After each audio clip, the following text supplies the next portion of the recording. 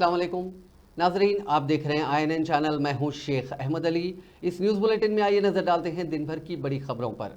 Supreme court ने अलीगढ़ मुस्लिम university case में 1967 का अपना एक फैसला पलटते हुए जुमे को कहा कि किसी इदारे को सिर्फ इसलिए अक़लियती दर्जा देने से इनकार नहीं किया जा सकता कि वो पार्लिमानी कानून के जरिए कायम किया गया है। चीफ जस्टिस DY चंद्रचूड़ की सरबराही वाली 7 रुकनी आईनी बेंच ने अक्सरियती वोट से अजीज बादशाह केस में 1967 के फैसले को खारिज कर दिया, जो अलीगढ़ मुस्लिम यूनिवर्सिटी को कानून के जरिए बनाए जाने की वजह से अक़लियती दर्जे से महरूम करने का बुनियाद बना था।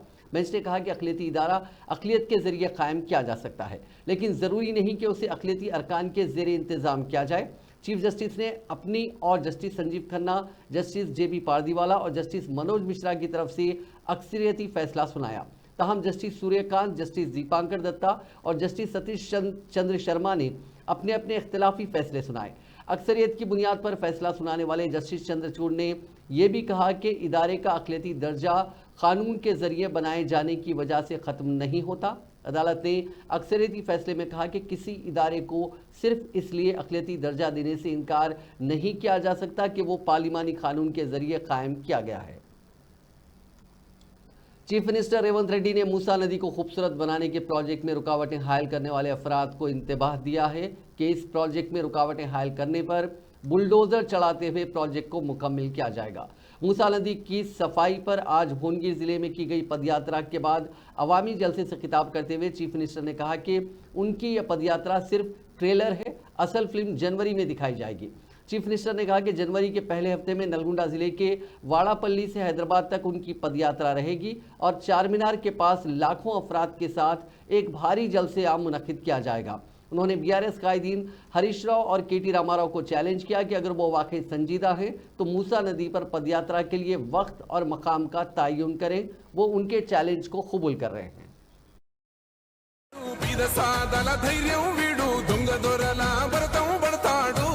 మన రేవంతన్న పేద ఇంటికి పండుగ తెస్తాడు. సోనియమ్మ దివెనతోని రాహులన్న సైనికుడయ్యి పెద్ద కొడుకై యుద్ధం చెయ్య సిద్ధమాయే రేవంతన్న. 3 రంగుల జెండా పట్టి సింగమోలే కదిలినాడు ఒక్కరో కాంగ్రెస్ సూరీడు. మన రేవంతన్న నిగ్గదీసి అడిగే మొనగాడు.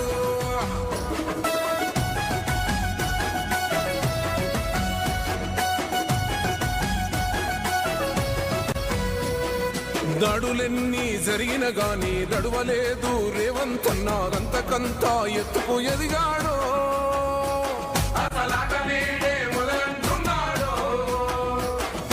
ఒక్కనాడు పోలేదు, ఒక్కడయ్యి కొట్లాడాడు. అందుకే పెద్ద నాయకుడేటోడు ఆనాటి రోజును తెస్తాడు. మన ఆశలన్నీ తెచ్చే నాయకుడు.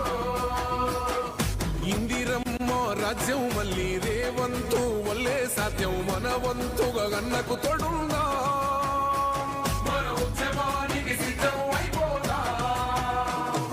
తెలంగాణ పులి బిడ్డ మరవబోదు నిన్ని గడ్డ. జై జై మా రేవంతన్న గన్నది మన తెలంగాణ. 3 రంగుల జెండా పట్టి సింగమోలే కదిలినాడు ఒక్కరో కాంగ్రెస్ సూరీడు. మన రేవంతన్న నిగ్గదీసి అడిగే మునగాడు. హైదరాబాద్ నగరం నుంచి మొదలు పెడితే నల్గొండ జిల్లా వరకు మా యాదవ సోదరులు మూసీలో గడ్డి పెంచి ఆ గడ్డితోని బర్రెలకు వేసి ఆ పాలు తీసుకొచ్చి నగరంలో ఇంటింటికి తిరిగి పాలు పోసేవాళ్ళు. ఇవాళ మూసీ పరివాహక ప్రాంతంలో ఉన్న పాలను ఇవాళ ప్రజలు తాగే పరిస్థితి లేదు. పాల ప్యాకెట్లు కొనుక్కొని తాగుతురు కానీ ఈరోజు పరిశుద్ధమైన పాలను తాగే ఈ ప్రాంతంలో ఉండే పరిస్థితి లేదు.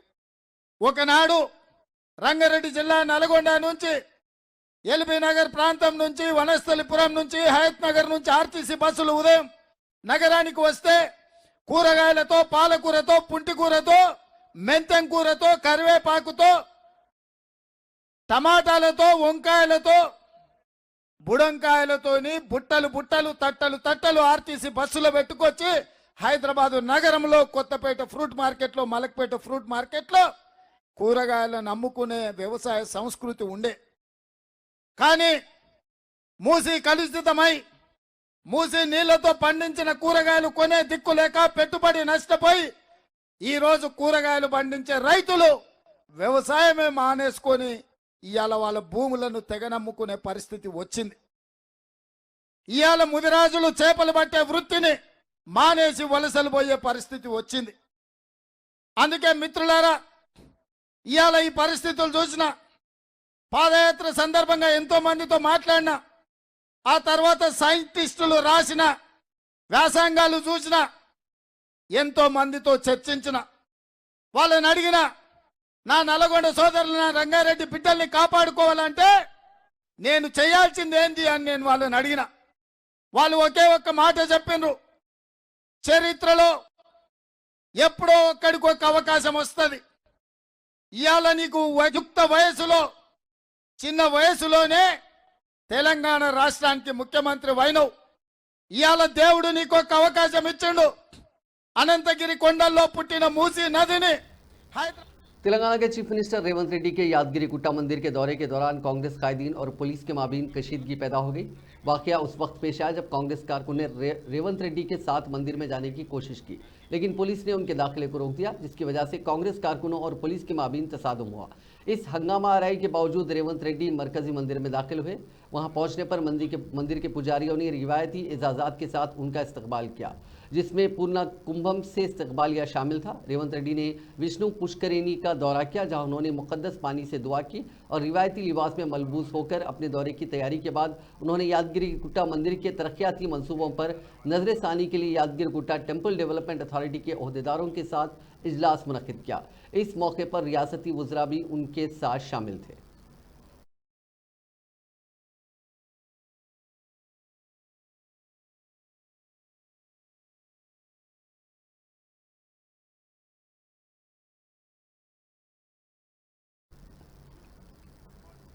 वज़ीर-ए-आज़म नरेंद्र मोदी, आंध्र प्रदेश और कर्नाटका के चीफ मिनिस्टर्स और मुख्तलिफ सियासी जमातों के कायदीन ने चीफ मिनिस्टर तेलंगाना रेवंत रेड्डी को जुमे को उनकी सालगिरह के मौके पर मुबारकबाद दी।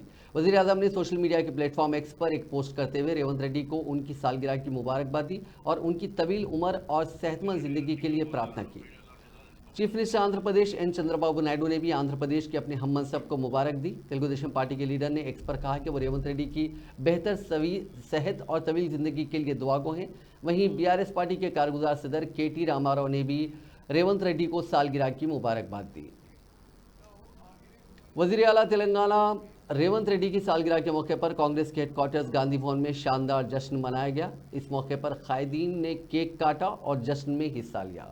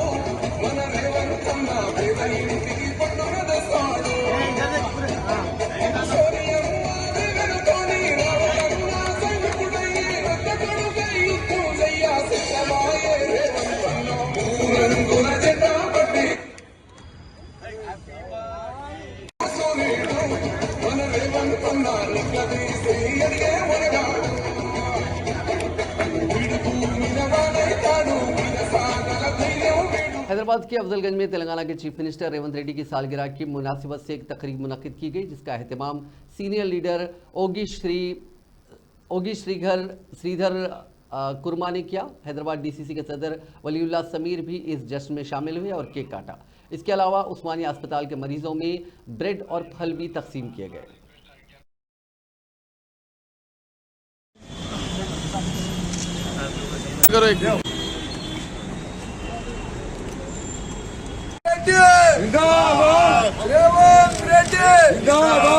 रेवंत रेड्डी गाరి నాయకత్వం रेवंत रेड्डी గారి నాయకత్వం रेवंत रेड्डी रेवंत रेड्डी గారి నాయకత్వం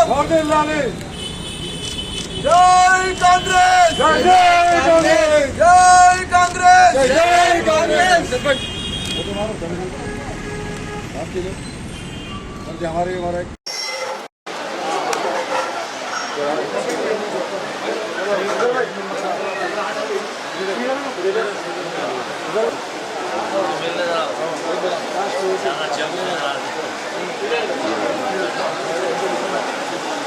सामने से भाई, सामने से बड़े भाई, क्या हुआ आपकी तबीयत को, क्या हुआ?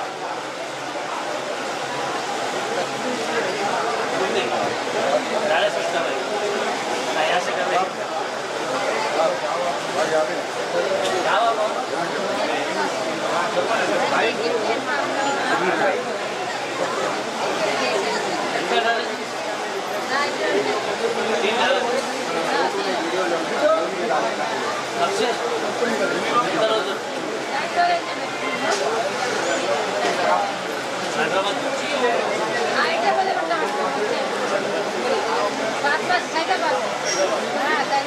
आठ नवंबर 2024 आज हमारे हर दिल अजीज़ चीफ मिनिस्टर साहब रेवंत रेड्डी का जन्मदिन है।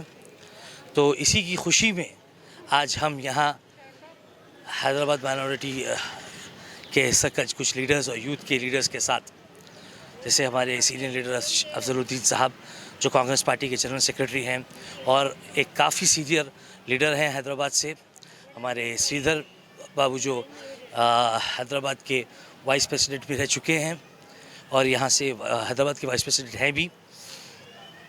हम यहाँ आज उनकी पैदाइश के दिन की खुशी में हम यहाँ पे केक कटिंग किए और केक काटने के बाद हम उनके पोस्टर को, उनकी तस्वीर को दूध से अभिषेक किए, नहलाए उनके तस्वीर को, और उनकी लंबी उम्र और सेहत की दुआ की गई। और हम उम्मीद करते हैं कि उसके हमारे चीफ मिनिस्टर जो है सो हमारे हैदराबाद के लिए एक काफ़ी अच्छा मिसाली काम करेंगे।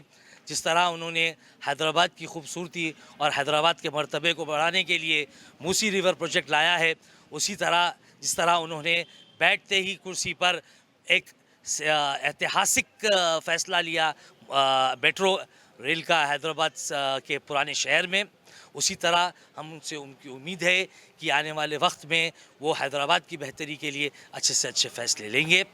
और उसके बाद हम लोग यहाँ उस्मानिया हॉस्पिटल आए, यहाँ के जनरल वार्ड्स में हम लोगों ने ब्रेड और फ्रूट्स का डिस्ट्रीब्यूशन किया और मरीज़ों की इजाज़त की और ये पता किया कि उस्मानिया हॉस्पिटल में किस तरह उनका इलाज हो रहा है और उनको क्या क्या फैसिलिटीज़ मिल रहे हैं। फिर एक बार हम रेवंत रेड्डी जी को जो हमारे हर दिल अजीज़ चीफ मिनिस्टर हैं, उनको उनके जन्मदिन की बहुत बहुत शुभकामनाएं हैदराबाद कांग्रेस कमेटी की तरफ से देते हैं। शुक्रिया। तेलंगाना के दारुल खुलाफा शहर हैदराबाद में उस्मानिया हॉस्पिटल जो एक तारीख़ी हैसियत रखता है, आज जनाब रेवंत रेड्डी साहब की 55वीं सालगिरह के मौके पर जनाब Shridhar Kurma vice president city Congress committee के ताउन से उन 55 साला रेवंत रेड्डी साहब की सालगिरह का जोश केक काट कर जनाब समीउल्लाह साहब के दस्ते मुबारक से काटा गया। ये हमारे लिए खुशैन बात है। हम जानते हैं कि जनाब रेवंत रेड्डी साहब की खिदमत काबिल क़दर नाकाबिल फरामोश हैं। तो जैसा कि अभी हमारे पेशरो जनाब समीउल्लाह साहब ने कहा कि शहर को खूबसूरत बनाने के लिए हाइड्रा का इस्तेमाल किया गया है माशाल्लाह, और जो मुतासिर हुए हैं अतराफ़ वकनाफ में उनको बाकायदा डबल बेडरूम से भी आरास्ता किया गया है। उनको इंशाअल्लाह ताला हमको उम्मीद वाबस्ता है कि रेवंत रेड्डी साहब की क़यादत में तमाम शहरी को बिला लिहाज मज़हब, मिलत, नस्ल, रंग, कौमियत, पेट भर रोटी, तन ढकने कपड़ा, सब छुपाने साया और चमकती मुस्कुराहट फराहम करना जनाब रेवंत रेड्डी साहब वज़ीर आला साहब का नज़्मुल है।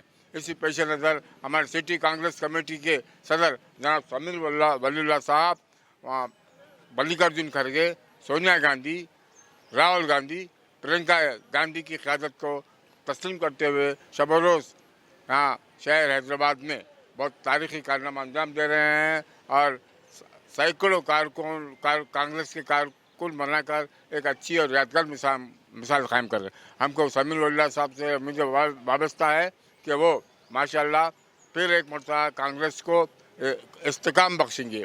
और इसके साथ साथ मैं हुकूमत तेलंगाना से मुतालबा करता हूँ कि समीर वल्ला साहब की खिदमत को पेश नज़र रखते हुए उनको कोई अहम बोर्ड कॉरपोरेशन का सदरनशीन बनाना चाहिए, क्योंकि वो कांटों का ताज पहन के आज जो है बिला लिहाज मजहब मिलत से चमकती मुस्कान प्रोग्राम कर रहे हैं। माशाल्लाह वो उनका तारीखी कारनामा, हम उस बात को तस्लीम करते हैं। मैं आखिर में जनाब रेवंत रेड्डी साहब के लिए दिल की गहराइयों से सेहतयाबी, कामयाबी, सलामती के लिए दुआ गो होते शेयर नज़र करूँगा कि तुम सलामत रहो 1000 वर्ष, तुम सलामत रहो 1000 वर्ष, हर वर्ष के दिन हो 50,000। शुक्रिया।